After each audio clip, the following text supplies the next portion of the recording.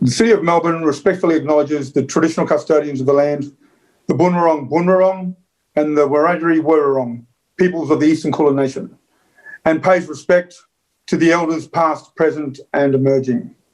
We are also committed to our reconciliation journey because at its heart, reconciliation is about strengthening the relationship between Aboriginal and non-Aboriginal people for the benefit of all Victorians and for all Australians. We are also in different locations. I would also like to pay respect to all elders past, present and emerging from the lands and the communities across Australia where we sit today. I'm actually on Eora country, so I'd like to pay my respects to the traditional owners past, present and emerging. On behalf of the City of Melbourne, I'd like to thank you for all tuning into what I hope will be an amazing experience as we, the Aboriginal people, talk about NAIDOC and this year's theme, always was, always will be.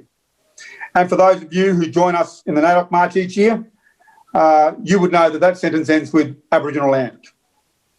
So I've invited a few well-known and much respected Aboriginal community members to join me in sharing their NAIDOC stories and the journeys as they and their families, past and present, have taken into establishing and driving NAIDOC since its inception in the 1920s and first protest March in 1938. Our deadly panel of guests are Miss Ngarra Murray, Miss Janine Coombs, Miss Lisa Rosethorpe and Mr Jimi Peters. So stick around and enjoy the stimulating and insightful discussion that I'll be having with all things NAIDOC with my guests. But my first guest that I have as my panellist is Miss Ngarra Murray. She's a proud Wamba Wamba, Yorta Yorta, Juraroa and Jar Jar Wurrung woman with a strong family history and connection to NAIDOC, which we will have a yarn about in a minute. How you going, Ngarra? Hello, Aaron. Good to see you. Yeah, you too. Among many of her roles and achievements, Ngarra is also the Metropolitan Regional Representative and Executive Member of the First Peoples Assembly of Victoria and National NAIDOC Committee Member. Welcome. Thank you. Thanks for having me. Yeah, well, firstly, let's just talk about the history with NAIDOC with you. Obviously goes back a long way, includes a lot of generations. It does. And I think, NAIDOC is in our blood. And it's the one thing that still belongs to our people. And right across this country, we've championed it in many forms, year in and out, for decades. And as we all know, NAIDOC was born out of a protest and one of the first civil rights protests in this country, the Day of Mourning, a movement that would ultimately become what is now our NAIDOC Week. So it's quite a significant week for us, and it's been a gradual evolution since them old people marched in the streets of Sydney back in 1938 at the Day of Mourning. So people like my grandfather Doug Nichols and his uncle William Cooper. I know at the time my grandfather had just retired from football and he went up to Sydney and marched in the streets with all those people. So I think from there it's been a gradual evolution and it's grown into what it is today. So, yeah. It's gone from one day to a week. It has. So I think originally coming from the Day of Mourning, and then it went into what was known as Aborigines Sunday or Aborigines Day. And then from there it kind of grew into the Observance Committee. And then we recognised our Torres Strait Islander brothers and sisters. And then it's sort of become what it is today. So it's such a significant, week for me and my family. It continues the vision of those old people. And I know my grandparents in particular were instrumental in the early days, from kind of the NAIDOC balls and cabarets and fundraisers that they used to have. And now what is a week-long celebration that kind of unifies our people and acknowledges our history and celebrates our survival. That's why I love being part of it. It's 1 week on our annual calendar that we all love, all our mob. Yeah, you can hear it in your voice. So, I mean, obviously, from generation to generation, it's gathered strength. What do you envisage for the future? Well, I think that this theme in particular with Always Was, Always Will Be, that's like a theme that's kind of grown out of our land rights movement and the protests that we've always fought for land rights, and in particular in the 70s and 80s. And we raise our voices with that chant every time we march in the streets. And I think until our people are recognised properly in this country, and that we don't face injustices and inequality, and that we're not oppressed in our country, we'll always fight for our rights. And in Melbourne, we've always used it as a platform to raise issues that are currently happening in our communities, and it's something that I think the NAIDOC March in particular here in Melbourne, it's a big part of our history, and it's always been there from when we were kids, marching with our old people. Well, it's inside us, isn't it? It's in our hearts and in our souls, and it's in our DNA. It is, and I think it's become an intergenerational responsibility to keep us connected to our people, especially our young people too, to connect them to our community and this tradition that we now have. And I just love it, and I'm really privileged to sit on the National NAIDOC Committee with a good group of people. We've got a deadly little mob that we have on the committee, and through our yarns we kind of set the scene each year for NAIDOC in regards to the theme and the poster and the awards. And unfortunately we weren't able to have the awards this year due to COVID, but we will pick it up again next year. So I think Alice Springs, that's the host city. So there you go. National NAIDOC Awards will go up to Alice next year. So that's something for all the mob to look forward to. Oh, it's up in my home country. There you go. Yeah, so you'll have to come up. Up in our country. Now, always was, always will be. I mean, those are 7 strong words that we've been able to chant across this nation for over a number of generations, but also we've chanted it over 1 million times. They're simple words, Ngarra, and they stand out on their own, and they explain what our fight's about. Always was, always will be, and that's the way it's always going to be. Do you think that our fellow brothers and sisters of this country, non-Aboriginal people, will start to begin to understand what the main significance of those words are to us and what they are to themselves? Yeah, and this is where this country, it's a national shame that they don't embrace our culture and celebrate our people and recognise the true history. And I think truth-telling will be a big part of that as we head into treaties here in Victoria. But for me, that theme, it really pays homage to those old people and our country, and that, our people, we've carried those stories and songlines and languages and all those intricate knowledges over thousands of generations, and that has kept our culture alive and our identity strong, and our story is in the land, and it always will be. So I think the theme this year, it means a lot to our families, but we've still got lots of work to be done. Well, you're talking about the past when you say always was, and then you're talking about the future that always will be. I mean, that in itself has to be self-explanatory. I mean, you put it within the education system, you put it within the government, the legislation, the policies of this country. They're just simple words that mean so much more than how people are listening, or how they're actually listening to it. Yeah, and I think with NAIDOC and that theme, we have a powerful role to play in leading change, our people right across the country, and NAIDOC is that platform to do that. We've had some amazing themes in the last few years with Voice Treaty Truth last year. We had Because of Her We Can, with celebrating our women the year before. So I think that these are themes that kind of set the scene for the year, and I think that we'll continue to do that. And NAIDOC will always be that 1 week that kind of unifies our people, where we'll come out as a unified mob, and we'll protest in the streets, but we'll also celebrate our survival and our resilience as well. Yeah, that's true. I mean, we're all a united front, that's for sure, from a from an Indigenous national perspective. Well, look, we might move on to our next guest. Can you stick around? Yeah, for sure. All right, cool. Stick around and join in, because we're going to have a conversation at the end. Definitely. Awesome. Well, my next guest is Janine Coombs, who's a proud Watcher Black woman who has worked in the traditional owner and native title and treaty space for the past 8 years. Janine is currently Deputy Chair of Barangi Gagin Land Council Aboriginal Corporation in Western Victoria, and is passionate about the need for a stronger Aboriginal voice in all areas of society. G'day, Janine, how are you? Hi, Aaron. Hi, Ngarra. Hello.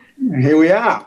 Janine was one of the first members of the Victorian Treaty Working Group and was one of 250 Aboriginal people who were part of the Uluru delegation who came together to create the Uluru Statement from the Heart. She continues to be on the Uluru Statement Executive Committee. Now, welcome, Janine. So would you like to tell us what this year's theme actually means to you? Always was and always will be? Always was, always will be is basically synonymous for when there is any discussion regarding NAIDOC and or the history of the plight of Aboriginal people, especially here in Victoria, but also across the nation.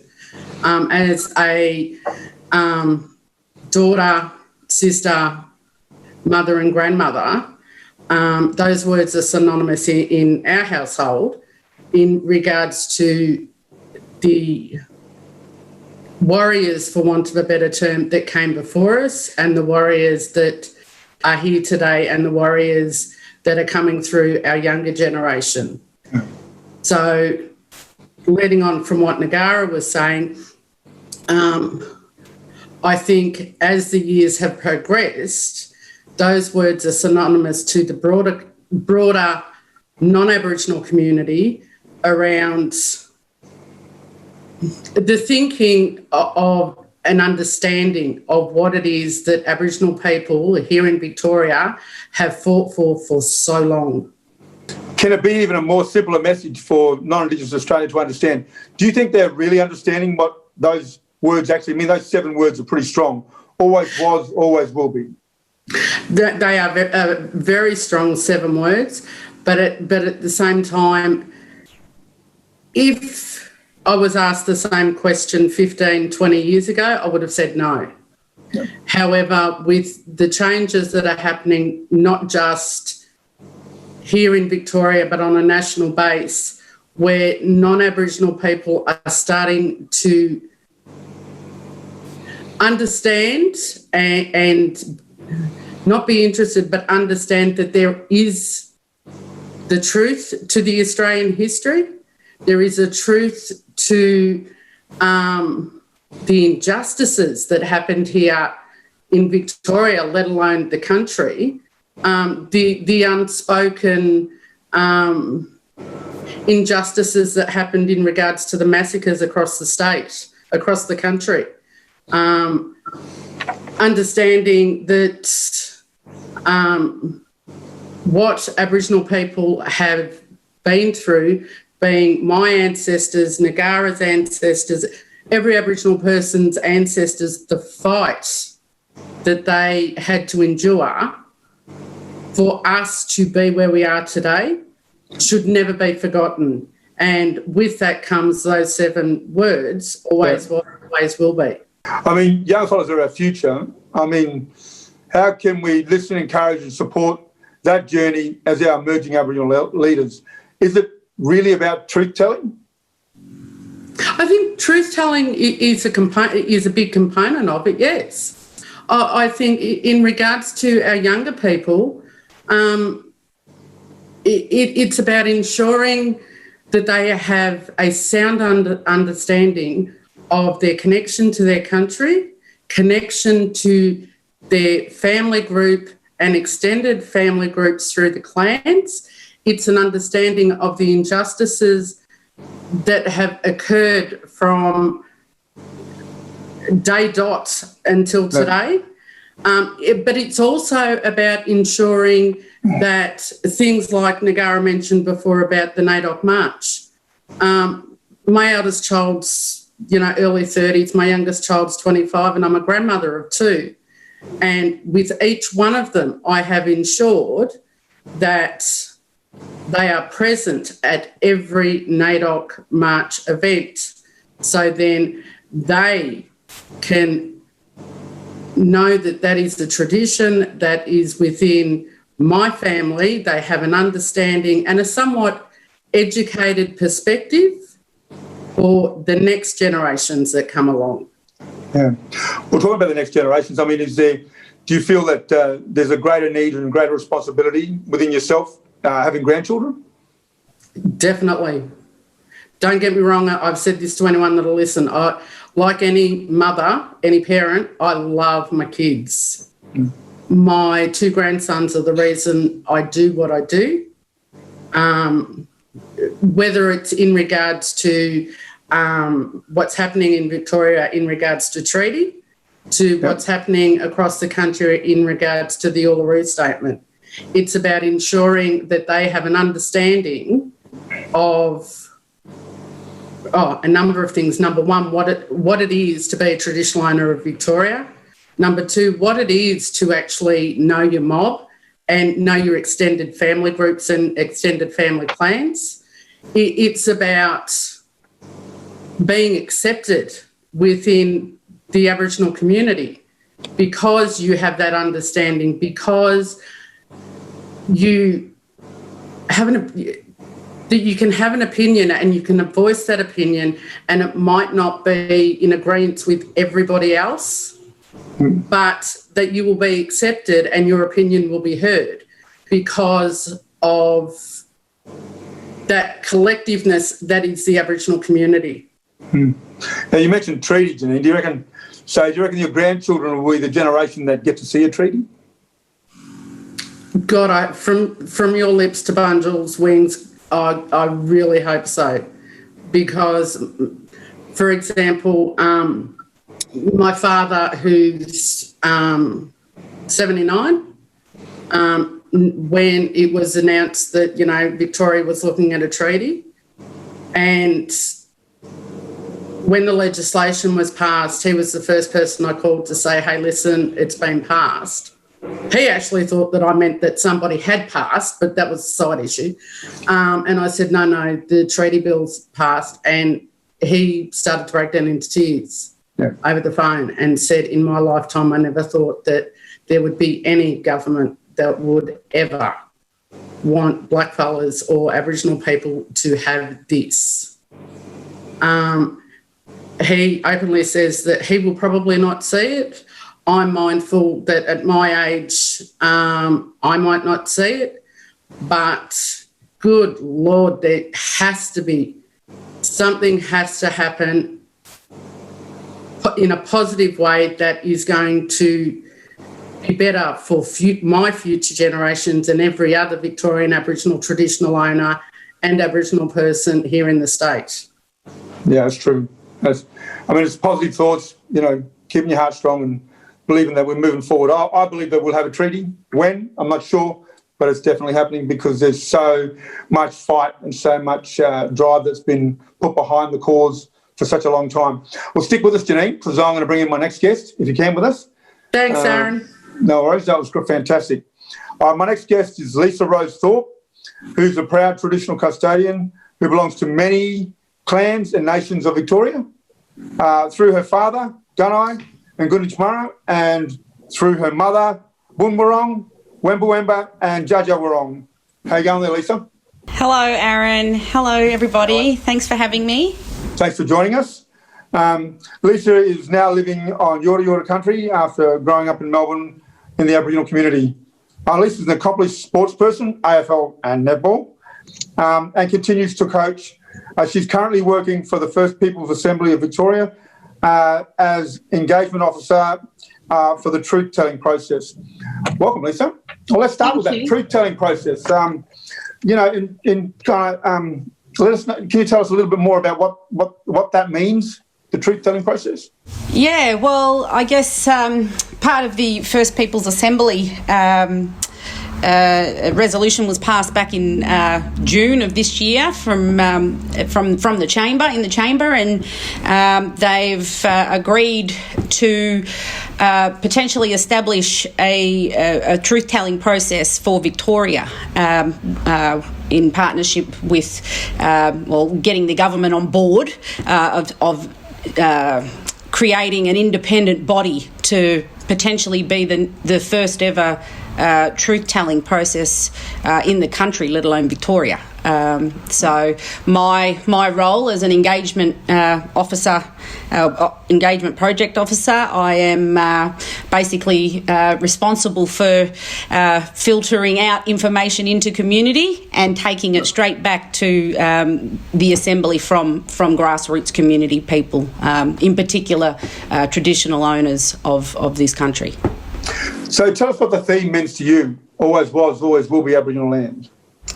Yeah, when I sort of first thought about this, that statement, I had a really good think about it, and those 7 words. If I think my thoughts on it is there isn't a truer statement that you're ever going to hear in your life. as a blackfella, as an Aboriginal person in this country.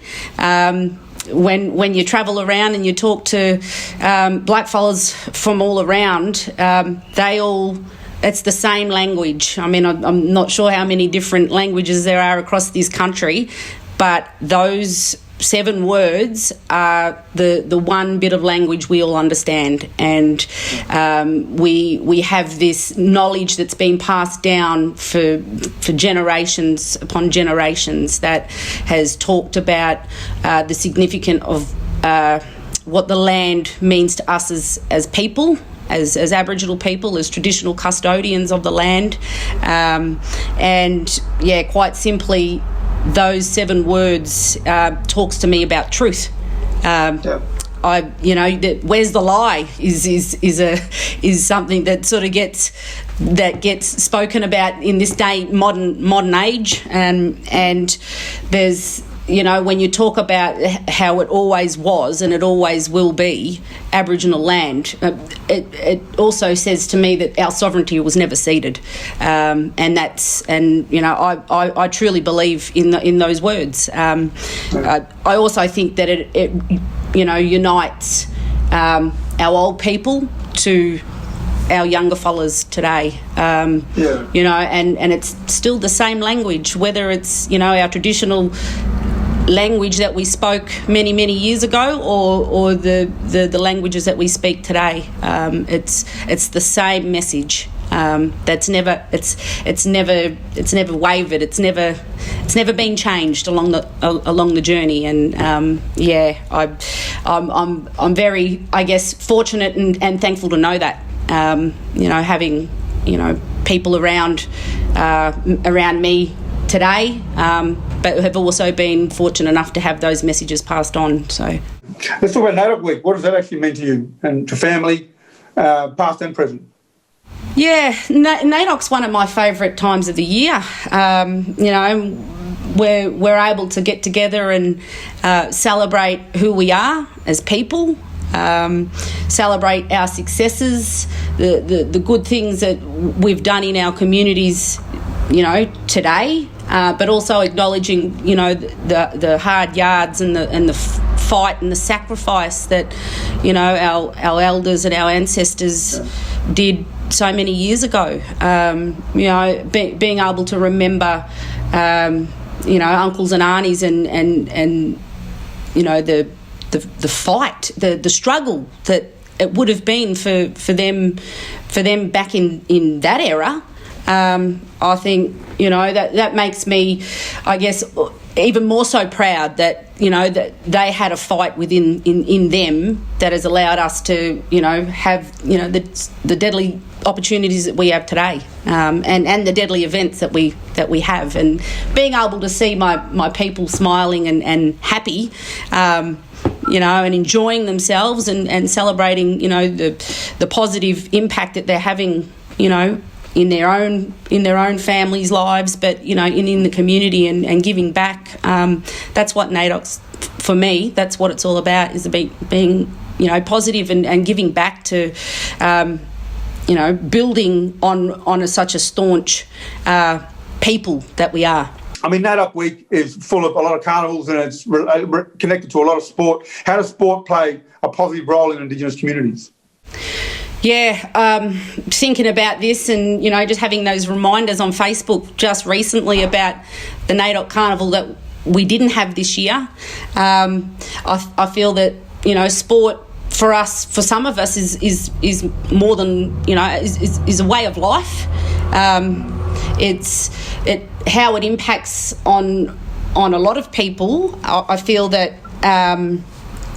it's more than just the physical impacts that has for some people. I feel like the belonging and the connectedness that you have as a teammate or just a volunteer in a sporting club.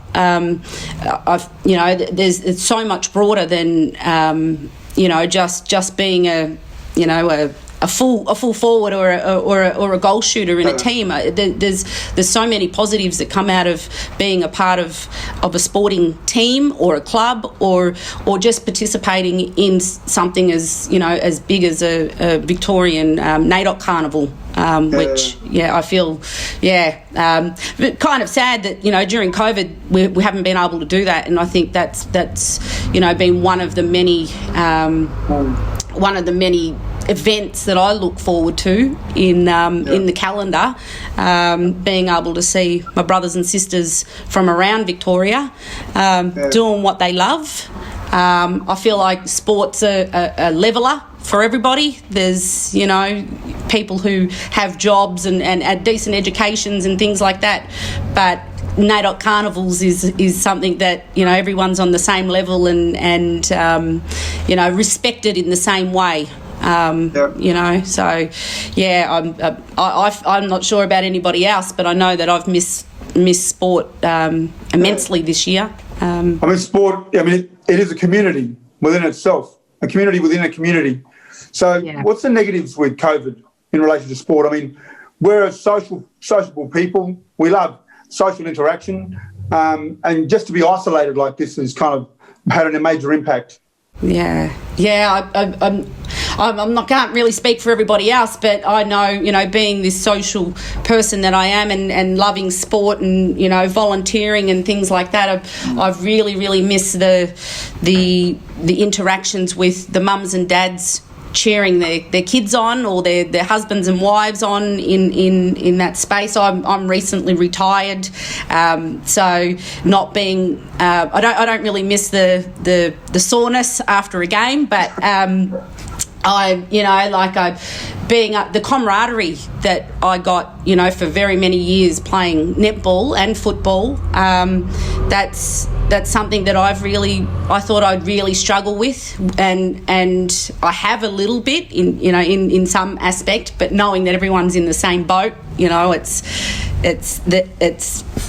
kind of lessens the blow for me, I guess, if everyone was still playing sport and I'm sitting on the sidelines in this space. But I feel that COVID has had some really big impact on some of our kids in particular, and that I worry about that a little bit, just in terms of what they're doing while they're not playing sport. I feel like sport's a really big deterrent from the negatives in life. It has been for me over very many years, and I'm just hopeful that with the new restrictions lifting or the old restrictions lifting, that there might be some hope for our kids to have not lost that love of the game, I guess. Keeps their hearts and spirits positive. Look, let's stick around, because I'm going to bring in my next guest. All right. Our next guest is Jimi Peters, is a proud Yorta man from the Shepparton area, and is, how you going, Jimmy? There he is. Yeah, Aaron. How are you? And is a descendant of the Briggs and the Cooper clan. Jimmy is a strong believer in the Aboriginal community control and believes that Aboriginal and self-determination is best achieved by Aboriginal people by empowered so they can address their own issues and needs at the local work environment and the local level. Thanks for joining us, Jimmy. Thanks for having me, guys.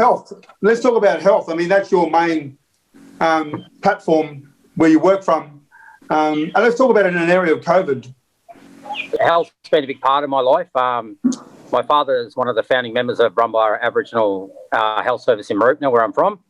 So I that was sort of ingrained within me from a very young age. And I spent most of my life working in health at the Victorian Aboriginal Health Service. Over many years, I worked at Batcho for 19 years, and I was also used to be the previous chair of the Victorian Aboriginal Health Service as well. So, I kind of do have a big health background, but my current role is working at Oxfam as the partnership lead there. And I suppose it still crosses over because of the CTG program that we currently have, work in partnership with our communities. But I think for me, from a personal level with the COVID system and the health, I think our people done it a lot better than most mainstream. And I think that the data shows that, and way we haven't got sick and I suppose, being hospitalised like some other people in Australia, we've really maintained it. And I think that stems back from great leadership. Yep. And clear messaging. I think that the messaging that I saw going out was around, it sort of catered to all the different dialects that are out there in our communities, and we know there are many of them. So, yeah, I think we did it deadly. That's my thing anyway. Yeah, true. So what does NAIDOC mean to you, Jimmy, over the years? What has it meant? NAIDOC means, I suppose, a lot of things, really. I mean, like Janine said, if you asked the question 20 years ago, it would have had a different response. But I suppose for me, looking back at NAIDOC gives us an opportunity to look back at what we have succeeded in, and we've been able to change through that platform. But it also gives us an opportunity to look back at where we haven't had that investment that's required for all of Australia to get on board and understand those 7 words that everyone's been talking about: always was, always will be.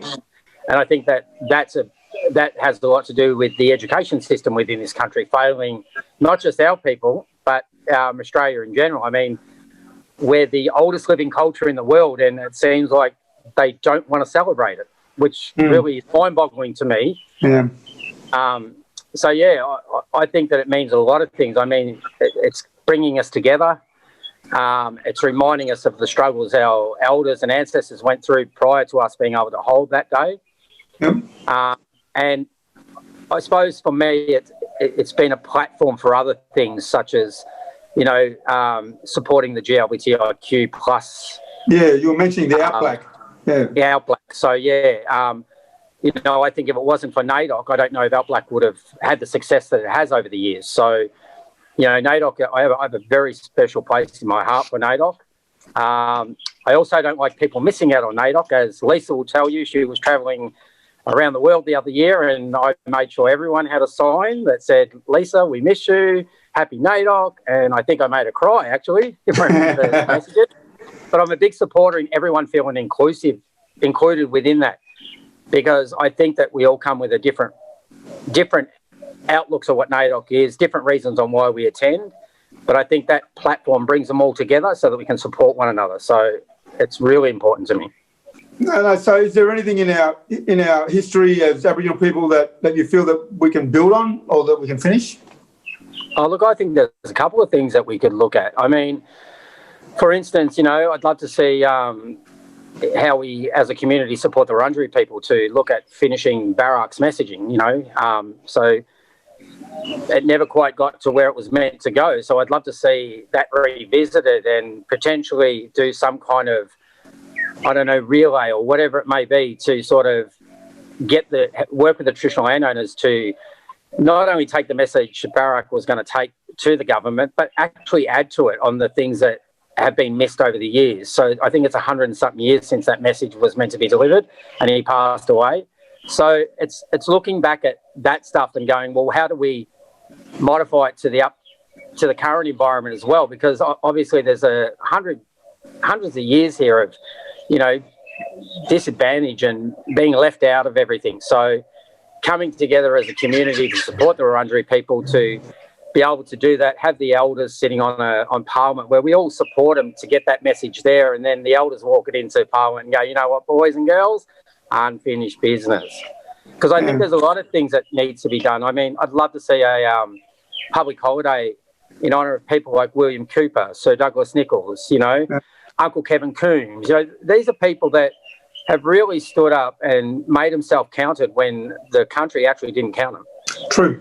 You're talking about the carnivals and extending the idea of having a healing session with opening carnival or closing down NAIDOC week. Can you explain a little bit more about that?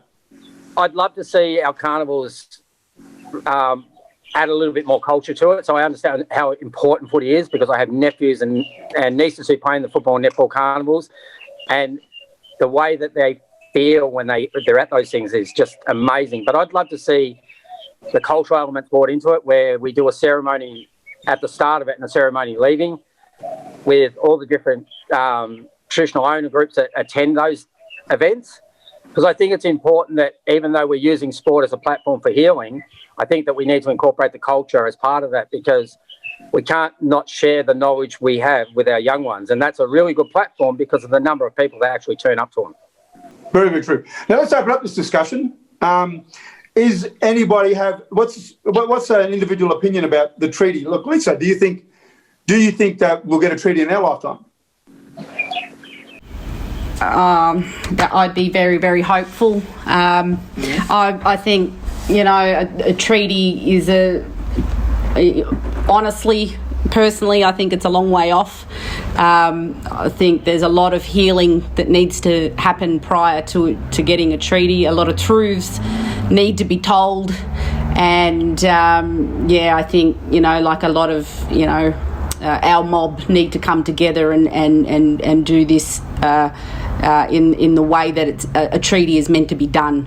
I've always believed that a lot of people have gone before us who've, you know, gone. I've left this space with a broken heart, not realising that they had a chance to see a treaty. And for me, what makes more comforting is to believe that it's a privilege to see it, and if it happens, then that's a bonus. But the great thing about it is that I think we're all, as a collective, as a family from all different nations and different clans, that we're all, you know, standing up and you know, putting some weight behind the momentum to make this happen and to happen in a lifetime of another generation. And I believe that, I truly believe it's going to happen, but it won't happen in my lifetime.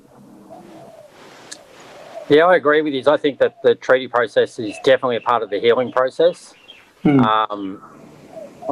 I think it's also a way of moving forward. I just don't know what that's going to look like yet. Through the treaty process, to me, when they do reach it, for me, that'll be like standing there at the Aboriginal Advancement League the day we got the apology, and knowing that my family who were Stolen Gen weren't there to see it, but being able to be there to represent them, to say, your hard work did this, not us. You know, you followers of Stolen Gen did it. And I want our youth and our future generations to think that of us. Yeah, because it is a collective. Ngarra, what do you think? Yeah, it's true what Jimmy said. Like, we've got to start to prepare our young people for the world that they will inherit, you know. And I think in Victoria, we're really leading the way with the current treaty process that we're in. And we have a really important role to play in designing a framework to how our people, our nations, our clans will negotiate their treaties. And that'll only come from, like you said, Aaron, like mobilised grassroots and collective action in our communities. And like Jimmy mentions, it's about, you know, having hope and not breaking hearts. I've always believed that having the knowledge that it's going to happen and having the belief that it's going to happen at some time, not in my lifetime, that in itself helps my fight and helps my heart, and it gives me that hope, and it doesn't make me feel like, oh, I'm going to leave this time brokenhearted. But I leave with the belief that the fight continues and it goes on even when I'm not here, and that in itself is a healing process. And I think it's an individual choice that you have to make, and then it helps the collective, I believe. There's my thoughts anyway. Yeah, no, look, I completely agree, and I'll be very interested to see, because correct me if I'm wrong, there's a statewide treaty and then there's the individual treaties for each of the traditional owner groups. I'll be very interested to see what the Assembly does with the statewide treaty, because it's all well and good for each of the clans and the traditional owner groups to have their own treaties for their own self-determination, for their own healing, for their own economic development and growth, to be part of the water environment, for example, to not have joint management, to have sole management of Crown land. All of these things.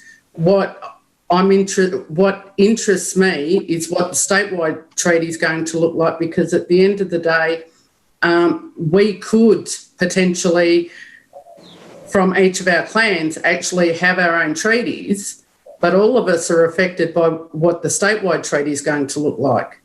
Jim, I was thinking I'd get away without talking about treaty, because I'm sick of talking about treaty.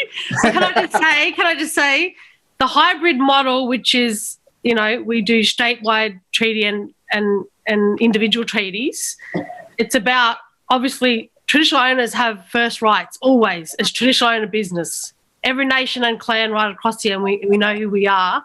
But the statewide treaty will benefit Aboriginal and Torres Strait Islander Victorians. So Aboriginal and Torres Strait Islander people that live here in Victoria that aren't from here, because we had to make sure that we were inclusive of those people, because they live here. There's blackfellas that have lived here all their lives but not traditional owners. So I just wanted to make that kind of point. And it is about being inclusive, but it is traditional owner business, of course, First Nations peoples first, but it is about how Victorian Aboriginal and Torres Strait Islander people would benefit from a treaties. But at the end of the day, it's going to be up to the nations and the clans to decide whether they do a treaty. That's their business. So really, the Assembly is only there to design the framework, and then it'll be up to the traditional owners whether they pick it up or not, and they might do treaties in 10 years, they might do them in 100 years, we don't know. That'll be up to the first peoples of this country. So, yeah, but otherwise, I don't like talking about treaty too much. Just going back to what Jimmy was saying and Aaron said before about the COVID and healing. Yeah. Now that we're coming out of, I'm changing the subject, you're welcome, Ngarra. Coming out of COVID, one of the things that I am really mindful of is I want to make sure that, right or wrong, this government has done what it's done. I'll be glad to get out of my house and not spend so much time with my kids. But what I'm looking for from this government now is ensuring that there are healing practices and healing